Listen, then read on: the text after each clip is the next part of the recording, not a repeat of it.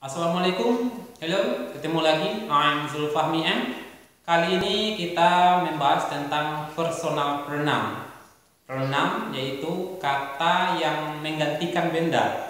Sementara personal pronoun adalah kata ganti yang digunakan untuk menunjuk orang. Oke, pada kali ini kita akan membahas bentuk personal pronoun dalam subjective case dan objective case. Nah, subjective case atau bentuk subjek yaitu bentuk pronoun yang menunjukkan bahwa pronoun tersebut subjek dari kata kerja atau verb. Sementara objective case atau bentuk objek dari pronoun itu adalah bentuk pronoun yang menunjukkan bahwa pronoun tersebut objek dari kata kerja atau verb atau preposisi. Oke. Nah, kali ini saya coba membandingkan kedua personal pronoun ini supaya lebih jelas perbedaannya. Kita lihat tabel berikut ini.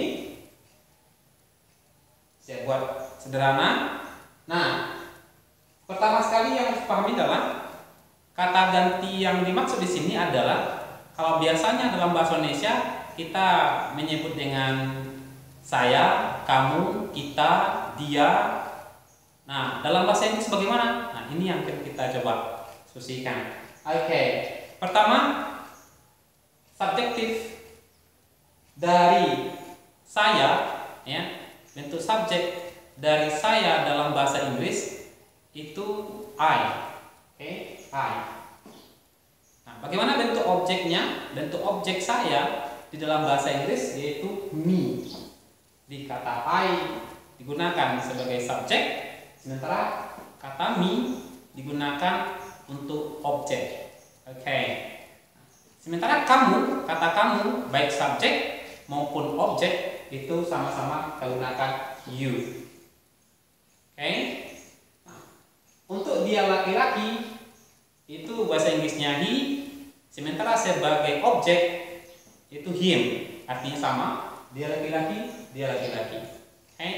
Atau biasanya ini lebih diterjemahkan dengan kata-kata nya. Okay. She untuk perempuan, ya, dia perempuan. Sementara her bentuk objek dari dia perempuan atau diterjemahkan dengan kata nya. Oke. Okay. Nah, kita dalam bahasa Inggrisnya untuk subjek kita gunakan we, sementara objek us. Oke. Okay. Mereka kita gunakan kata they untuk subjek, sementara untuk objek kita menggunakan kata them. Artinya sama, mereka. Hanya saja ketika dia berada pada posisi subjek dan posisi objek terjadi perubahan dari beberapa mereka. Oke? I, me, you, he, him, she, her, we, us, they, them. Oke? Bisa dipahami? Oke, sekarang kita lihat dalam bentuk kalimat. Perhatikan kalimat-kalimat berikut. Kalimat pertama, I believe him, he will pick up me. Nah, pertama yang harus dipahami dulu sebagaimana definisi tadi, bahwasanya yang nanti menjadi fokus membedakan penggunaan subjek dan objeknya adalah kata kerja. Maka kita cari kata kerja atau verb-nya.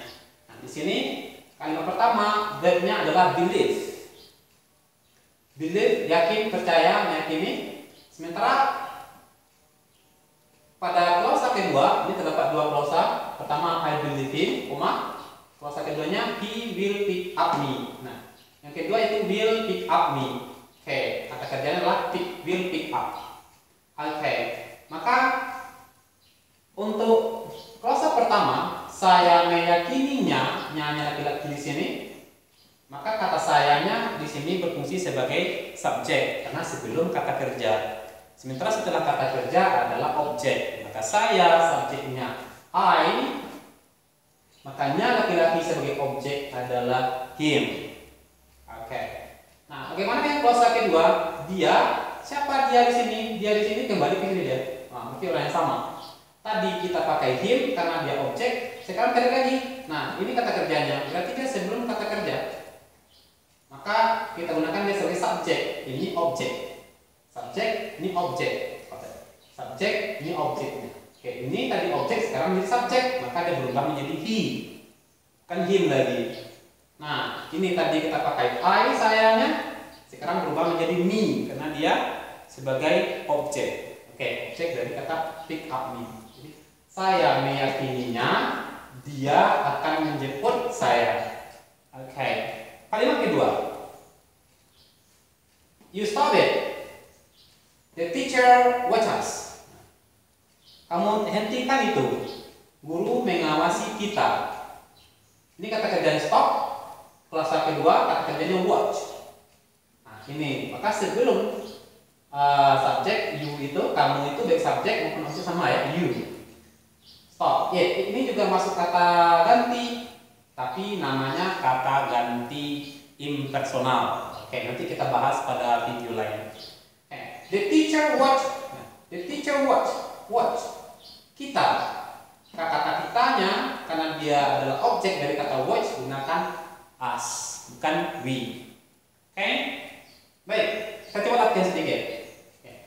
Kami membantunya, tapi dia tidak membantu kami. Oke, kalimatnya kita bikin segera mungkin. Nah, silakan kata kaminya mana tepat? Kata kerjanya help.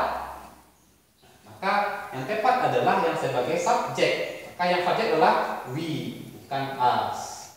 Oke. Nah, ini nya di sini perempuan, objek dari kata help. Kata help, kata kerja help. Maka yang tepat dipakai adalah her, bukan she, karena yang diminta adalah sebagai objek. Nah, klausa keduanya but, tetapi dia bikin klausa baru lagi. Maka kalau tadi dia sebagai objek, di sini dia sebagai subjek lagi karena kata kerjanya adalah don't help. Ya. Nah, maka mana yang sebagai subjeknya adalah she, bukan her lagi. Oke. Nah, kita di sini dia sebagai objek. Mana objeknya? Maka yang jadi objek di sini adalah us, bukan we. Right? Kalimat keempat. Zaki loves Yuni because she or her understand him or him. Zaki mencintai Yuni karena dia memahaminya. Siapa dia di sini? Dia di sini perempuan. Siapa perempuannya? Yuni. Oke. Nya di sini apa? Laki-laki. Dia siapa nyanya? Itu Zaki. Sekarang kata ganti orangnya mana tepat? Mana personal pronoun tepat? Kata kerjanya adalah verb. Ini verbnya. Sebelum verb berarti subjek, setelah verb berarti objek. Maka yang sebagai subjek di sini adalah she, bukan her. Yang sebagai objek di sini adalah him, bukan he. Oke? Oke, kita lihat soal kalimat nomor 5. Kamu melihat mereka atau mereka melihat kamu.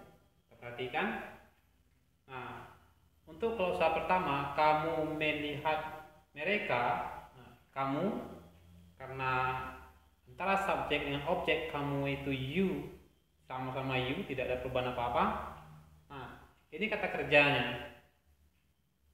Ini verb, kata kerjanya. Nah, kata kerja, objeknya dari kata kerjanya apakah they atau them? Kita lihat lagi.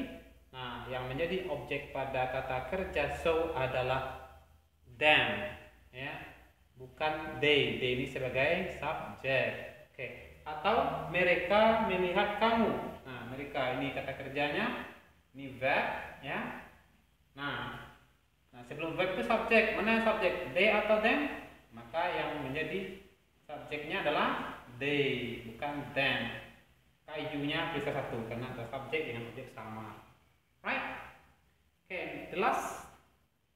Kami berbicara pada mereka sekuat mungkin.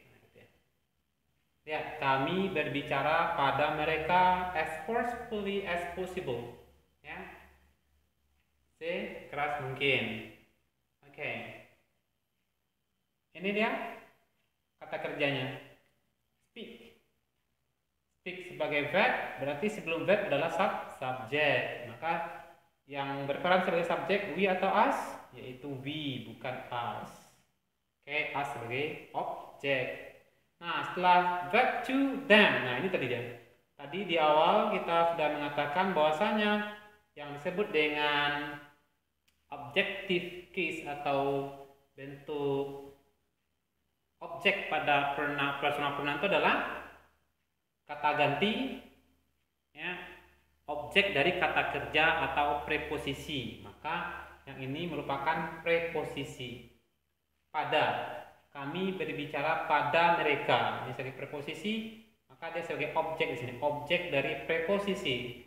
Mana yang sebagai objek, they atau them? Yaitu them. Kan they sebagai subjek, as forcefully as possible, sekeras mungkin.